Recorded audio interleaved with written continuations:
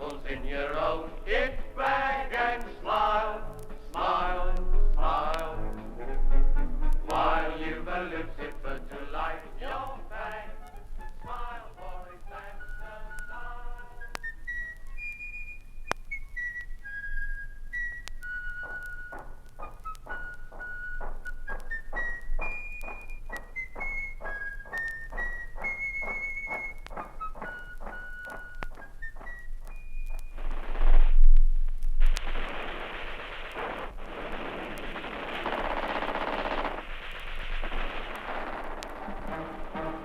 Are we downhearted?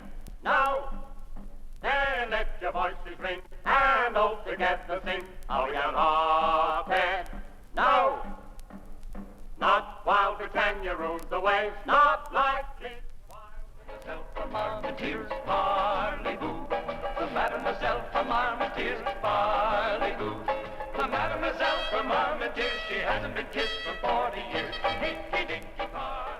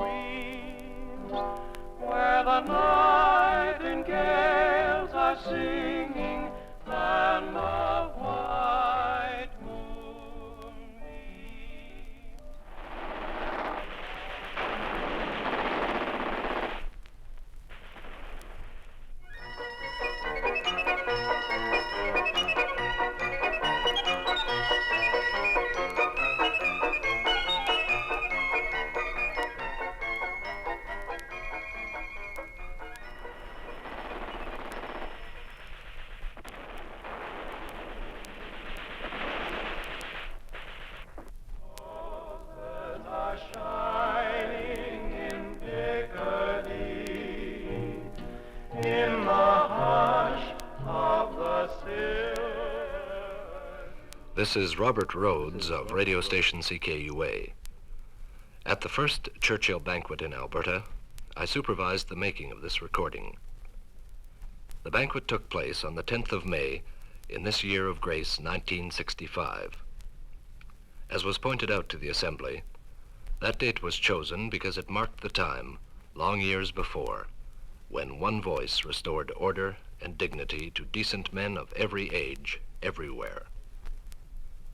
Only a few months had gone by since the passing of Sir Winston, and this was the first time anywhere in the world that men had come together in festive style to salute and rejoice in the heroic memory. Doubtless, in the years, decades, and centuries to come, many a gathering will glory in recalling the life and deeds of Winston Churchill. I was proud to have been present when the Sir Winston Churchill Society of Edmonton held its first annual banquet. To be there when 600 guests celebrated in just the way their valiant old comrade in arms would have liked. I use that phrase, comrade in arms, advisedly, because this was essentially a gathering of the veterans of the world wars. There were young men there, of course, but for us too, there was pride in knowing that many of those with us at the banquet had memories which spanned 7 time zones and scores of years. There were men who had fought as Churchill himself had from the trenches of the Western Front, and men who had battled in the heavens above those deadly wastes. There were those who a generation later rained death from the skies on the dark fortress, and others who finally breached the walls and saved mankind from the horrors of slavery. There were men from the prairies who in both wars struggled with the fury of the sea. These were the veterans with their friends and their sons who were there that evening. It was quite fitting that the event should be presented with a good deal of pomp and ceremony. The banquet hall of the Macdonald Hotel was agleam with the color of uniforms and the sparkle of medals, in sharp contrast to the black and white of formal dress. The music was played by the full band of the Princess Patricia's Canadian Light Infantry, the first Canadian regiment to land in France back in 1914. And of course, there was a military toastmaster with a mighty voice. To lead its guests in this glad paying of tribute, the society had invited a soldier, a field marshal, who at one time was Churchill's chief of the Imperial General Staff. He was the first of the great men who each year carry out this act of remembrance. And indeed, he set a very high standard. Winston Churchill was born for conflict, and surely he must have recognized in Field Marshal Lord Harding the epitome of the British fighting man of the two great wars. The Field Marshal dominated the banquet scene that evening, not because of his scarlet and gold uniform and flashing decorations, but because men could see in that hard, youthful figure the dashing subaltern at Gallipoli and the general who led the Desert Rats to victory over Rommel's army at Alamein. While still a general, Harding was cut down in pursuit of the enemy, and told by the surgeons his terrible wounds meant his days of soldiering were over. Well, they may have been right in their prognosis, but they were wrong in their man. John Harding went on to fight through most of the bitter Italian campaign and ended the war in action as a corps commander. Here was a man who truly suited the mood of that banquet night in Edmonton.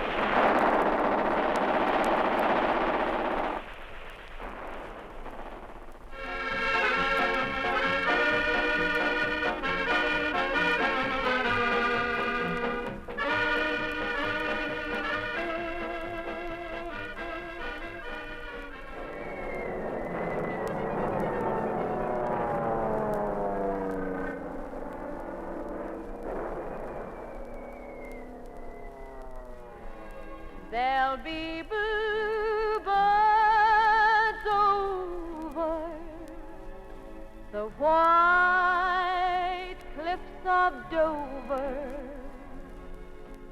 Tomorrow, just you wait and see.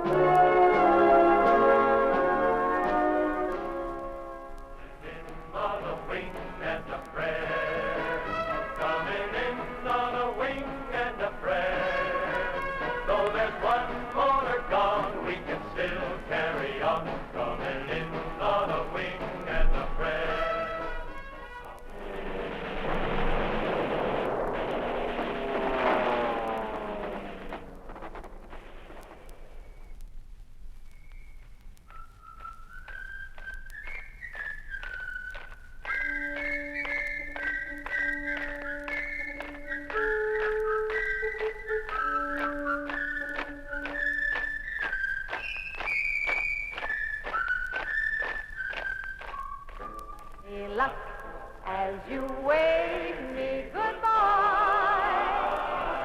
Cheerio, here I go on my way. Wish me luck as you wave me goodbye.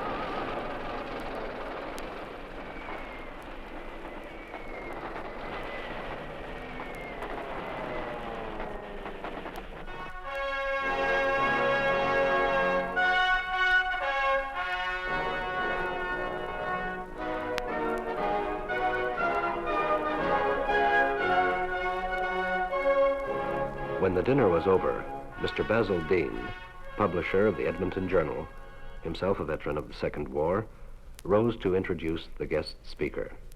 Mr. Chairman, Honorable Administrator, my lords and gentlemen, it is hard to imagine that on the occasion of the first annual banquet of the Churchill Society, we could have found a guest of honor who more precisely embodies those ancient virtues of which the life of Sir Winston himself will constitute an historic monument so long as free men walk upon this earth.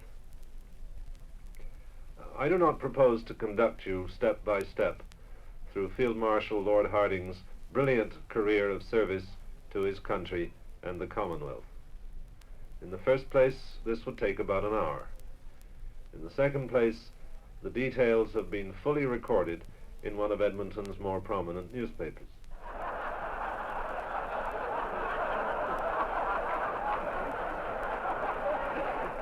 However, there are a few highlights which it would perhaps be appropriate to touch upon by way of setting the stage for our guest speaker.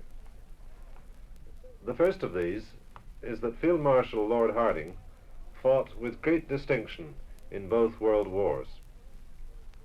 During the First World War, he was mobilized with his territorial regiment at the outbreak, was a major by the time he was 21, and a lieutenant colonel when he was 22.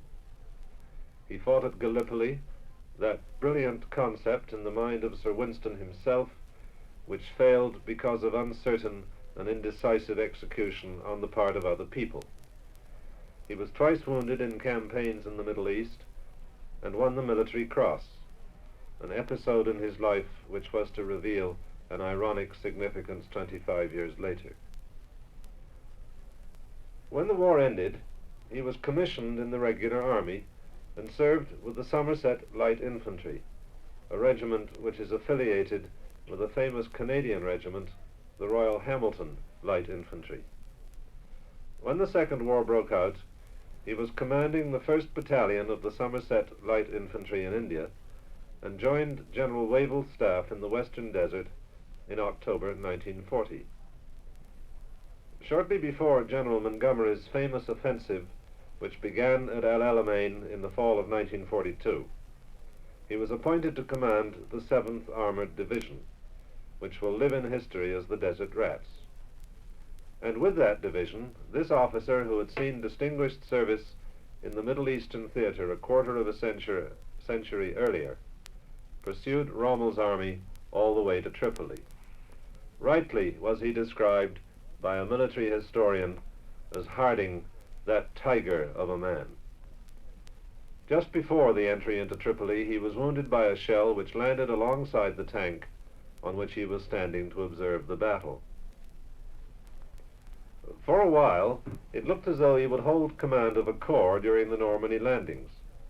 But 3 or 4 months before D-Day, he became Chief of General Staff with the Allied armies in Italy and served as Field Marshal Alexander's Chief of General Staff until he took command of the 13th Corps during the closing stages of the Italian campaign. After the war, one high military post after another followed in stately procession. He was in succession Commander-in-Chief Southern Command, Commander-in-Chief Far East Land Forces, a position which he held at the outbreak of the Korean War, Commander-in-Chief British Army of the Rhine, and then in 1952, quite predictably, he became Chief of the Imperial General Staff and in due course a Field Marshal. Now, Mr. Chairman, the pattern for retired senior commanders of the Allied nations is reasonably well established. They withdraw from military service and they devote their time to pointing out with fearless honesty the mistakes made by other senior commanders. They calculate the number of months by which the war could have been foreshortened if their own doctrines had prevailed. Lord Hardinge, however, does not seem to have followed the orthodox pattern. He had no sooner retired from active service as Chief of the Imperial General Staff when he was appointed Governor and Commander-in-Chief of the colony of Cyprus during possibly the most difficult period of the Cyprus troubles. And it was characteristic of him that he earned the admiration of virtually everybody on the island by his courage in going out and about during the emergency. I might add that this admiration was also directed to Lady Hardinge, who was equally tireless and fearless. Today is the 25th anniversary of the day on which Sir Winston Churchill became Prime Minister. It is also within a day or two of the 20th anniversary of the unconditional surrender of Nazi Germany. Lord Hardinge enjoyed brilliant success in the Second War, perhaps in part because he had been able to observe the errors made in the conduct of the First. Since the war, he has presided over the destinies of the British Army and has served his country in wider fields during a period when the nature of the British Commonwealth has radically changed and the Army's functions have had to change with it. It is beyond argument that notwithstanding the occasional trouble spot like Cyprus, the transfer of power which has been going on for the last 20 years has been peaceful and orderly to an almost incredible degree because of the dedication and devotion of men like Lord Hardinge in the service of their sovereign. I was delighted to discover when I was talking to Lord Hardinge on Saturday evening that he is not only a director of a newspaper in the west of England, but has also written numerous articles for the British press. And he tells me that by and large he gets along very well with newspaper men. And you will understand that even without the other evidence of his brilliant career, this fact alone would be enough to convince me of his distinguished qualities.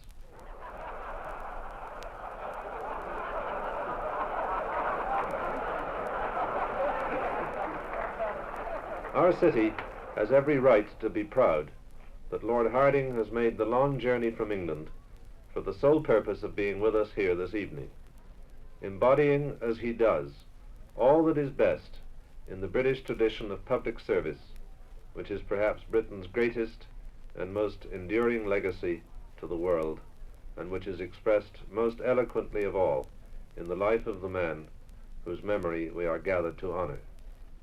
Gentlemen, I give you Field Marshal Lord Hardinge.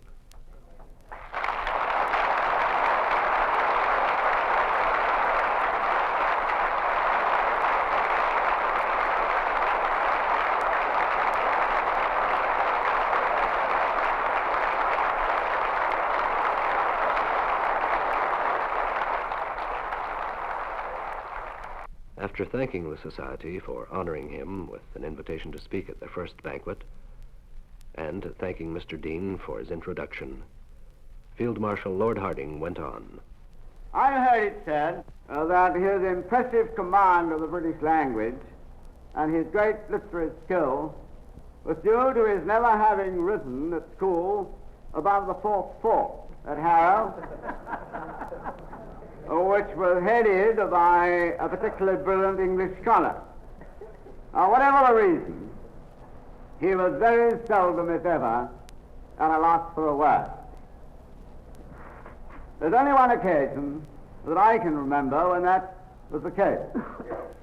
It was at a meeting at which an argument developed between the Chancellor of the Exchequer on one side and the Secretary of State for War, then Mr. Anthony Head, and myself, the CIDS, on the other side. And the subject of argument was the finance. We were trying to get the finance for the provision of married quarters in Cyprus when our headquarters in the Middle East was moving from the canal zone. And the temperature was rising fast. When the Prime Minister interjected, "Why can't they live in tents?"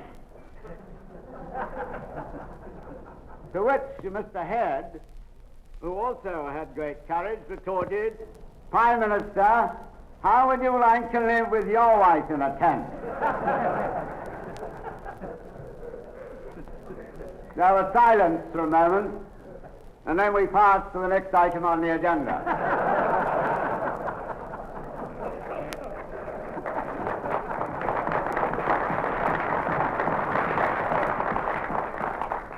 But that doesn't mean that he bore any grudge for what had been said. Far from it. He admired greatly those who were as outspoken as he always was himself. He had the power to enthuse, to inspire, and to encourage with both the written and the spoken word. And a few years ago, I had occasion to refer to what I think was his second book, The River War, in which he wrote the story of the campaign in the Sudan, which culminated in the crushing defeat of the forces of the Mahdi, Battle of Omdurman, where he himself rode in the charge of the cavalry. And I was deeply struck by the vivid way he brought those dramatic events to life and the keen perception he showed of the personalities and the problems involved in that almost forgotten campaign. His knowledge and experience ranged very far and very wide. He could be biting and caustic and highly critical, to put it mildly, when occasion demanded. And one signal that he sent to Field Marshal Alexander when the Anzio landing bogged down, the telegram read, "I expected a wild cat dash into the mountains to cut off the enemy's retreat. But what do I find? Nothing but a whale wallowing on the beach." He could infuriate you. He could quiz you to desperation. He could probe you with question after question to test the value of your case and the validity of your views. But as you would expect, he greatly respected those who had the courage of their convictions and stood their ground. One occasion when we were having trouble in southern Arabia over the Barami oasis, and it was decided to send reinforcements both from Aden and from Iraq, the LST, which was taking the vehicles required from Aden to Sharjah, got out of radio touch and didn't arrive on time. And no one knew what had happened or where the something ship was. But when this was reported to the Prime Minister, who for some reason or other had taken a close personal interest in this minor operation, he asked what department is in charge of this vessel. And some idiot said the War Office. Whereupon he went for me like a pickpocket. And I was trounced up at hill and down dale. And I knew that the wretched vessel was a chartered one, so I took great exception to this very violent attack, and probably let my hair down on the iniquities of government in starving the forces of essential equipment. After a bit, the subject was dropped, and again we went on to the next item on the agenda. But the incident actually stood me in very good stead, because I was never attacked quite so violently again. All the same, he didn't bear me any ill will for having lost my temper.